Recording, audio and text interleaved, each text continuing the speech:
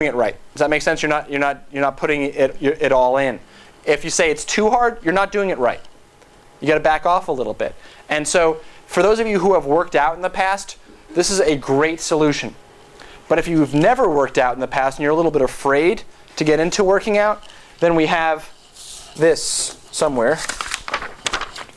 On Saturday, here. I don't know if I have it here. Do I have it here? Okay. I didn't put that file in there. I can make copies. We've got this. And who's doing this? Dr. Matt? Yes. Okay. So stand up for a second.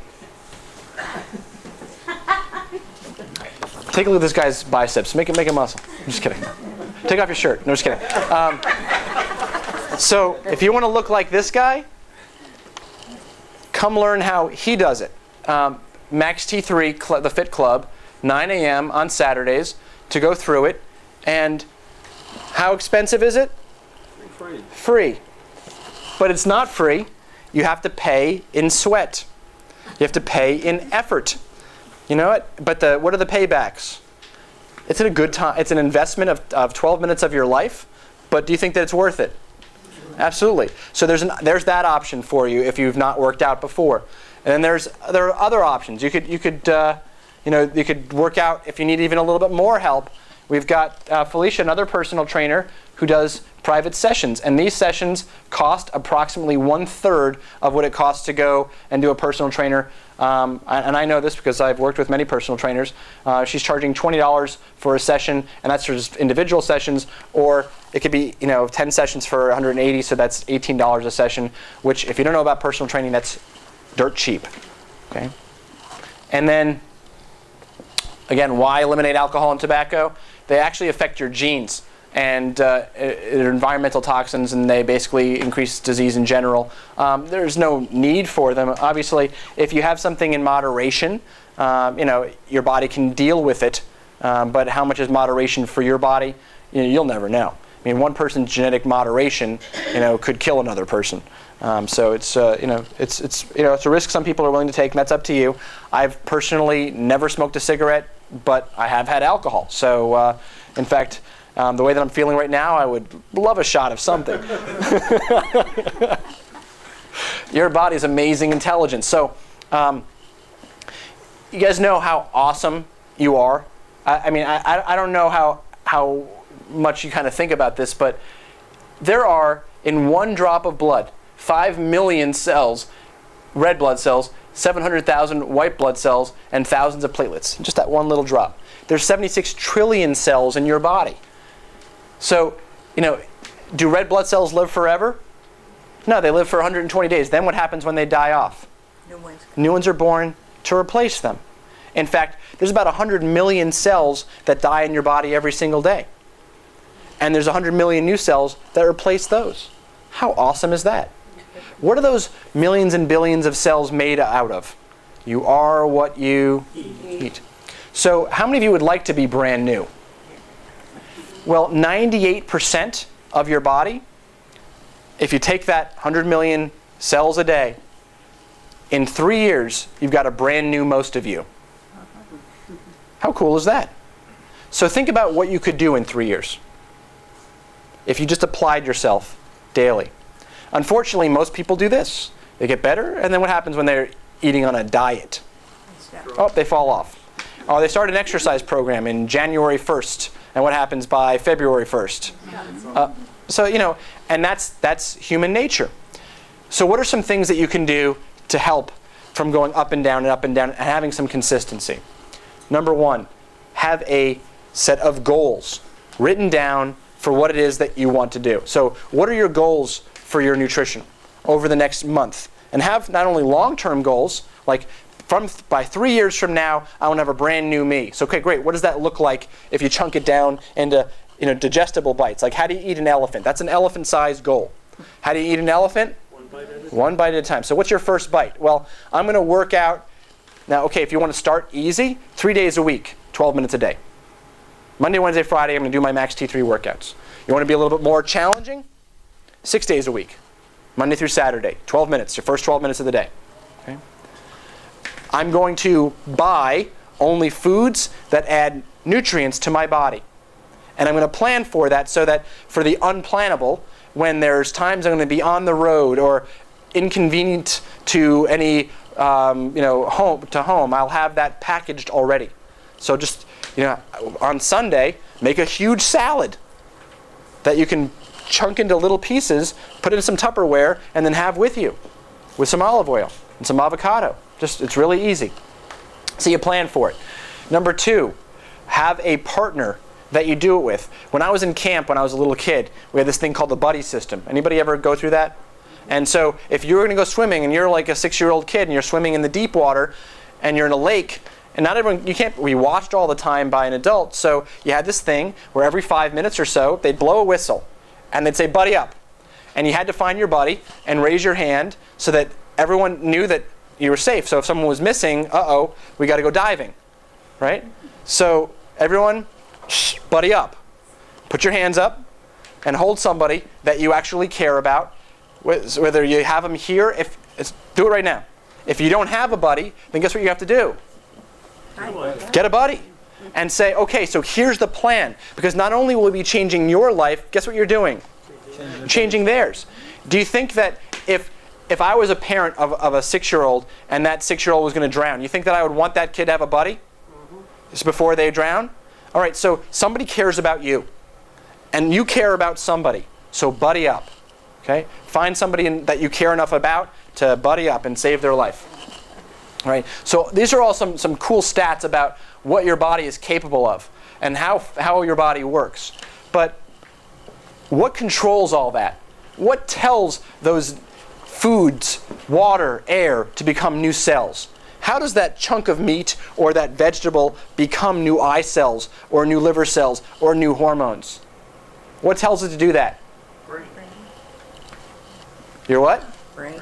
Your brain controls every function of every cell, tissue, and organ. So it is not a coincidence that we are leaving the most important system in your body for last. Because you can live 3 weeks without food. You can live days without water. You can live minutes without air. But you can't live 1 second without that life, that power coming down from your brain to your pancreas or your heart or any other part of your body. In fact, if I cut that nerve to your heart, how quickly would it stop? Right now. Instantaneously. Okay? So you must have 100% of that power making it from your brain to every cell of your body. And how do you know if it's being interfered with? Illness. Okay. Can someone have heart disease for 10, 20, 30, 40 years before it suddenly kills them? Okay. So how do we know if those nerves have been sick?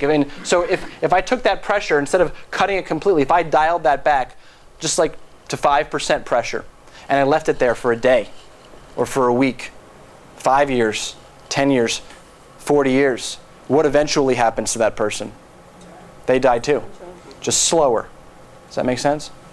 So the only way that you know if there's interference in the nervous system is if those nerves get a scan. That's what the thermal scan is for. And how do you know if the spine is misaligned, putting pressure? Because the purpose of the spine is to protect those nerves. And if that spine is misaligned, putting pressure on those nerves, is that nerve going to be healthy or sick? It's going to be developing disease. And that's why we took the x-rays. And so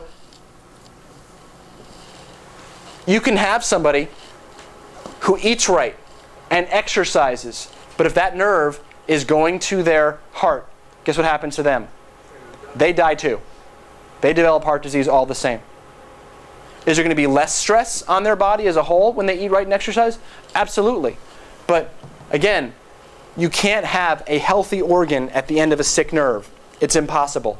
So when you get your adjustments and you do your home care, I want you to think about that. It's not about how any part of your body feels at all. In fact, 90% of the nerves in your body have nothing to do with feeling anything. You can't feel them. Okay? But you just have to work on trusting that when you exercise, even though there's parts of your body that you can't feel, they're getting healthier anyway. When you eat right, you're not saying, you know what, my heart doesn't feel any healthier if I'm eating these vegetables. But guess what? When someone's eating McDonald's, they're not saying, I feel my arteries clogging. Okay? But you have to make sure that you trust the fact that your brain controls every part of your body through that. Because it's not a belief. You guys get that? It's a fact. You take someone who doesn't believe in chiropractic and you cut the nerve going to their heart, what happens to it? It dies too. Okay?